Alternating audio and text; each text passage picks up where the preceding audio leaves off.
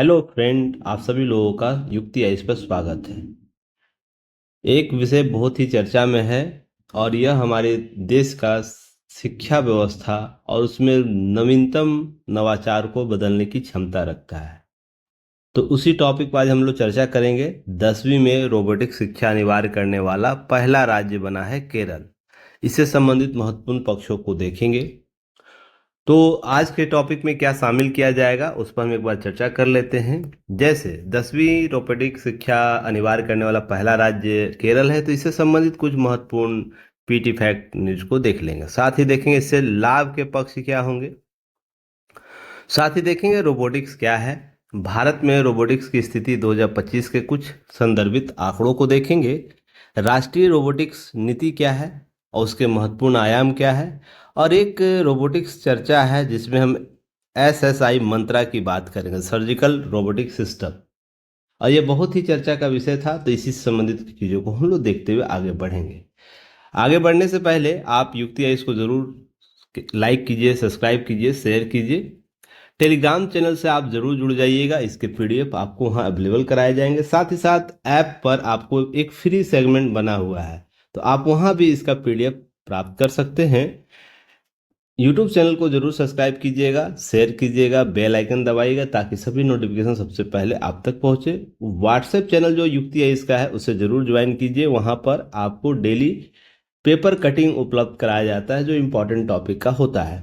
साथ ही साथ Instagram, Facebook पर है, तो आप हमें वहाँ फॉलो कर सकते हैं और इससे संबंधित लाभ ले सकते हैं।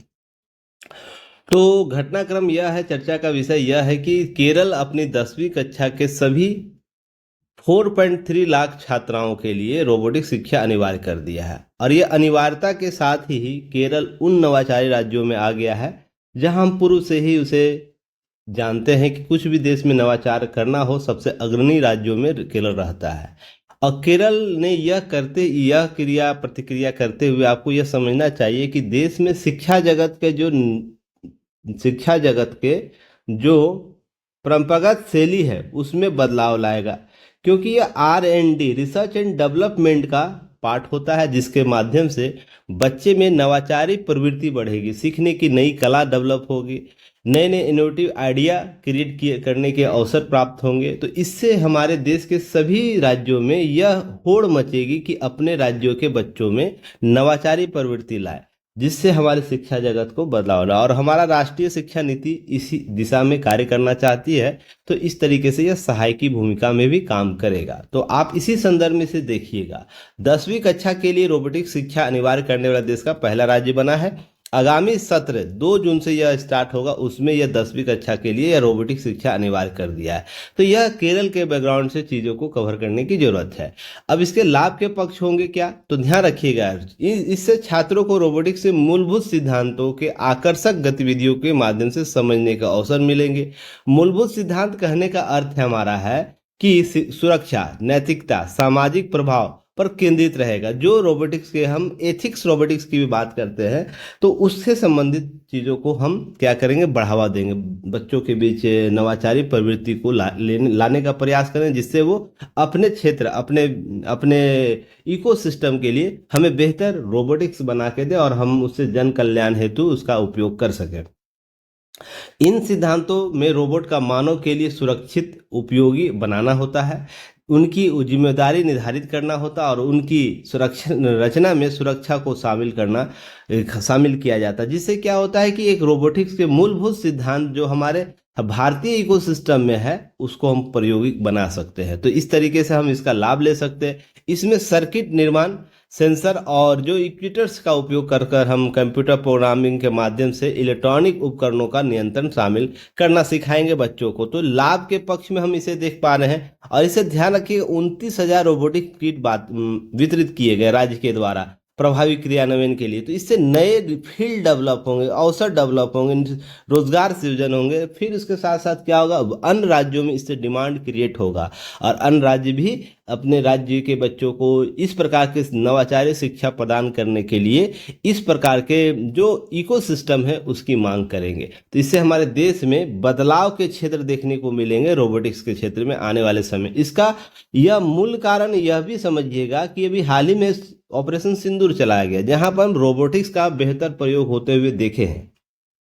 तो इन क्षेत्रों को और भी बेहतर बनाने के लिए, रिसर्च एंड डेवलपमेंट के क्षेत्र को और भी सुदृढ़ बनाने के लिए यह करना बहुत जरूरी था। और साथ ही साथ डीआरडीओ इस क्षेत्र में और भी अग्रिम भूमिका निभा रहा है। तो इन सभी पक्षों को साथ में लेकर चलिएगा। अब रोबोटिक्स होता क्या है, इसे समझने का प्रयास कीजिए। एक ऐसी तकनीक की शाखा होती है जिसमें रोबोटिक्स डिजाइन, निर्माण, संचालन और उपयोग से संबंधित होता है। विभिन्न प्रकार का डिजाइन बनाया जा सकता है। निर्माण, इसके संदर्भ में संचालन और उपयोग से जुड़ा हुआ यह क्षेत्र होता है। इसमें कंप्यूटर विज्ञान, इलेक्ट्रॉनिक्स, यांत्रिकी जिसे मैकेनिकल इंजीनियरिंग भी कहते हैं, और आर्टिफिशियल इंटेलिजेंस का मिश्रण किया जाता है, जोड़ दिया जाता है। अर्थात एक ऐसा मशीन होता है जिसमें कार्य करने की गति शक्ति बढ़ा दी जाती है, उसको सोचने और समझने की क्षमता बढ़ा दी जाती है। एआई कॉन्सेप्ट, आर्टिफिशियल इंटेलिजेंस का प्रयोग कर हम इसे और भी मानव जैसे कार्य करने की क्षमता या उससे कहीं अधिक क्षमता डेवलप करा देते हैं। हालांकि ध्यान रखिएगा, इसके कुछ नैतिक भी पक्ष हैं, तो ध्यान रखिएगा, वो मेंस का फैक्ट होता है जिसमें हम लोग बात करते हैं।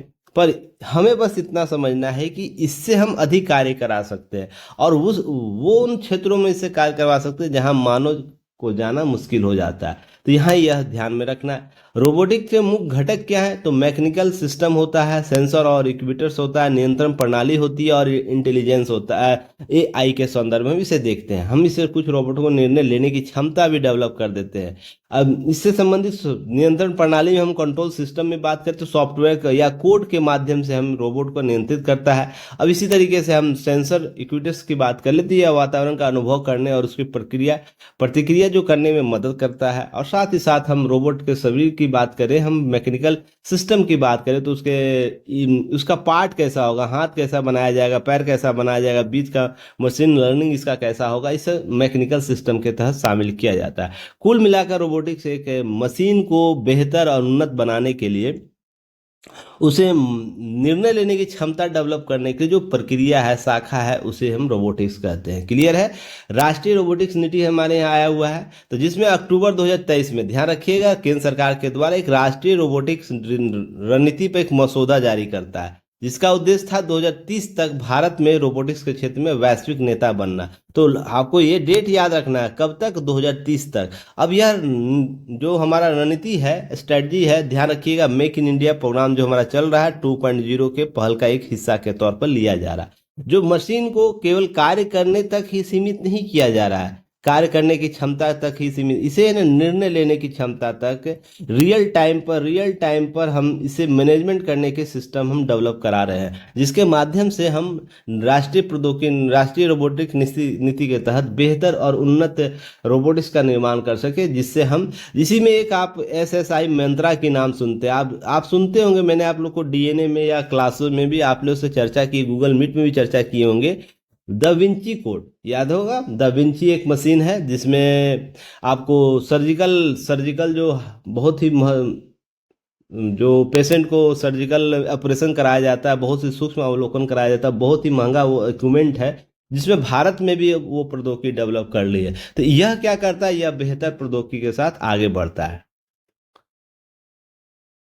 इसके अतिरिक्त आपको ध्यान में क्या रखनी है कि जब हम बात करते हैं रोबोटिक्स, राष्ट्रीय रोबोटिक्स नीति का, तो उसमें रोबोटिक्स के उपयोग से संबंधित आपको ध्यान रखना है कि इसका उपयोग हम कहाँ कहाँ कर सकते हैं। जैसे उद्योग के क्षेत्र में, जैसे कार निर्माण में असेंबली रोबोट्स का हम प्रयोग करते हैं। आपको कार चल रही, उसमें रोबोट ऑटोमेटिक काम कर रहा है। साथ ही चिकित्सा सर्जरी रोबोट, जैसे हम एसएसआई मंत्रा की बात कर ले या विंची की बात कर ले, तो इस तरीके सर्जिकल रोबोट्स की प्रयोग किया है। सेन का अभी हाल ही में ऑपरेशन सिंदूर के दौरान ड्रोन का आप चर्चा सुने होंगे, बम निष्क्रिय करने वाले रोबोट की चर्चा आप लोग को ध्यान में रखना चाहिए। ये सैन्य क्षेत्रों में किया जाता है। घरेलू उपयोग जैसे वैक्यूम क्लीनर रोबोट्स होते हैं, और चीन में इसके प्रयोग बहुत ही घरेलू उपयोग में किए जा रहे हैं।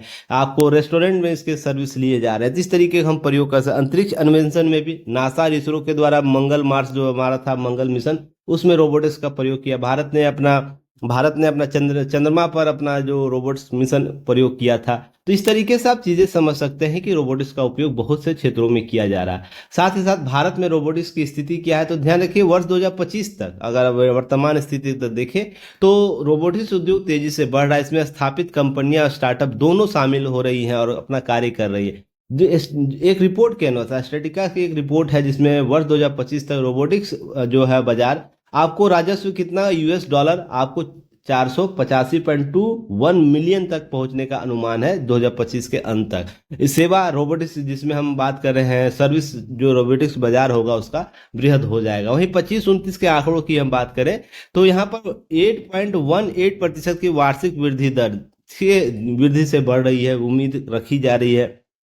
और ऑपरेशन सिंधु के बाद भारत का जो रक्षा क्षेत्र में जो प्रौद्योगिकी की बात हो रही है, याद रखिएगा 358% की वृद्धि हुई है। तो यह कहीं ना कहीं और भी बेहतर विकल्प हमारे पास लेकर आएगा। साथ ही साथ ध्यान रखिएगा वर्ष 29 तक बाजार की मात्रा यूएस डॉलर 664.41 मिलियन हो जाएगी। तो इस तरीके से एक बृहद बाजार लाएगा, रोजगार क्रिएट किए जा सकते हैं और इकोसिस्टम को हम और भी बेहतर कर सकते हैं। तो यह बहुत ही अवसरों के साथ आने वाला क्षेत्र आपको देखता है। अब रोबोटिक्स नीति में ध्यान रखिएगा अब है कि रोबोटिक्स जो हमारी नीति बनाई गई है उसमें राष्ट्रीय रणनीति का उद्देश्य क्या है, तो क्षमता का लाभ उठाना, रोबोटिक्स प्रौद्योगिकी के विकास को बढ़ावा देना, जिससे भारत को दुनिया के लिए रोबोटिक्स हब के तौर पर उभरने की उम्मीद रखा गया। 2030 तक के आंकड़े बताए जा रहे हैं। रोबोटिक्स के भारत को वैश्विक नेतृत्व के आगे बढ़ाने के लिए राष्ट्रीय महत्व के 4 क्षेत्रों की पहचान की गई। विनिर्माण क्षेत्र के लिए, कृषि के लिए, स्वास्थ्य क्षेत्र के लिए और राष्ट्रीय सुरक्षा के लिए। तो इन क्षेत्रों को हम महत्ता के साथ आगे बढ़ाएंगे रोबोटिक्स नीति के तहत।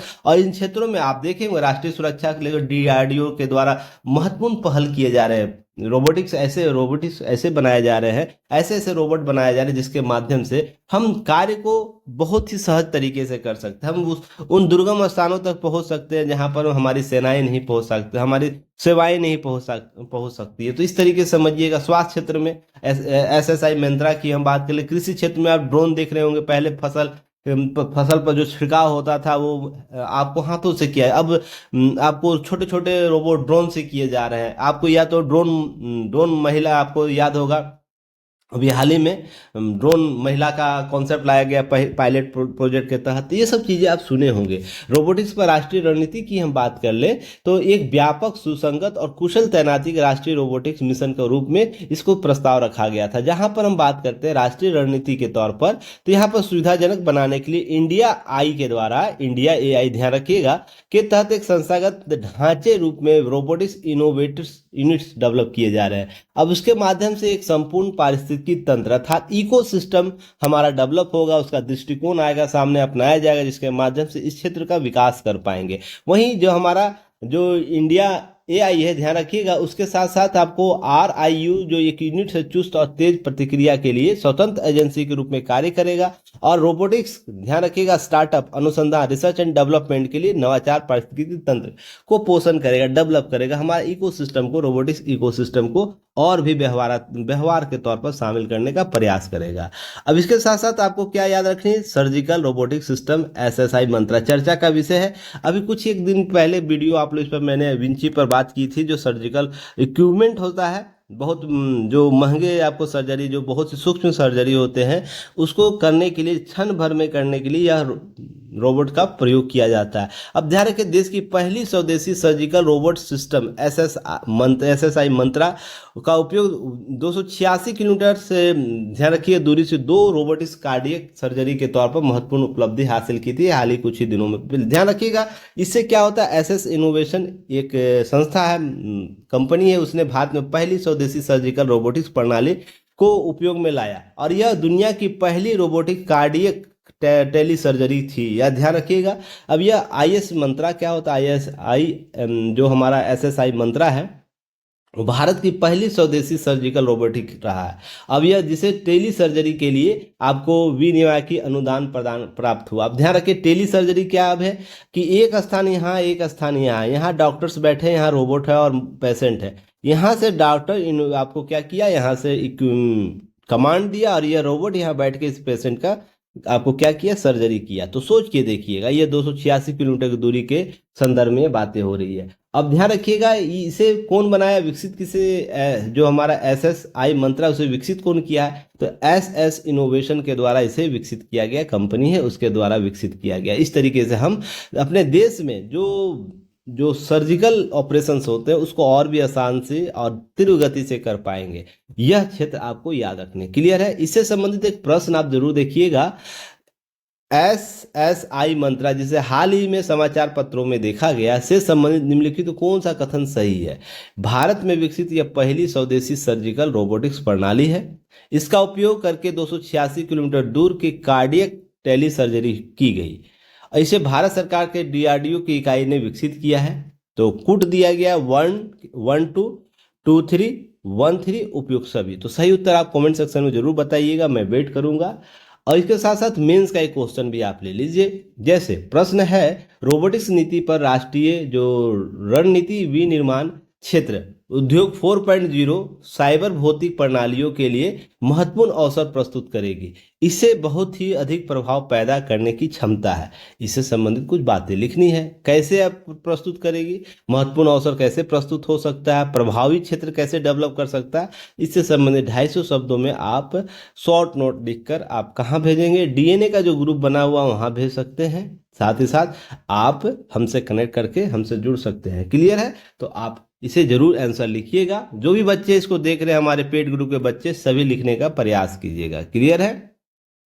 साथ ही साथ युक्ति आइस आपके लिए बहुत ही महत्वपूर्ण सेवाएं लेकर आ रहे हैं, जिसमें हम बात करते हैं 71वीं BPSC के लिए प्रीलिम्स मेंस मेंटरशिप प्रोग्राम जो चल रहा है 65वां सीरीज के तहत आप इसे ज्वाइन कर सकते हैं। और ये लगातार चीज़ों को कवर करने का प्रयास कर रहा है। साथ ही साथ आप क्या कर सकते हैं, हमारे प्रवाह प्रीलिम सीरीज, तो आज एक टेस्ट है तो आप लोग इसे जरूर ज्वाइन कर सकते हैं। उसका निर्धारित टेस्ट सीरीज आपको शेड्यूल दिया गया, जो टोटल 25 टेस्ट है, जिसमें हम लोग अफोर्डेबल प्राइस पर चीज़ें अवेलेबल करा रहे हैं। साथ ही साथ हमारा मेंटरशिप प्रोग्राम भी है, जिसमें हम लोग टेस्ट सीरीज अवेलेबल करा रहे हैं। एसए के 24 टेस्ट, DI के 24 टेस्ट, पॉलिटी, हिस्ट्री, ज्योग्राफी और इको की बात करें 12 टेस्ट, करंट IR के टेस्ट, साइंस एंड टेक्नोलॉजी की टेस्ट। तो आप इसका लाभ ले सकते हैं, आंसर राइटिंग स्किल डेवलप कर सकते हैं। और हमारे पास 74 टेस्ट अवेलेबल कराए गए हैं इस सीरीज में। तो टोटल आप इसे शामिल होकर लाभ ले सकते हैं।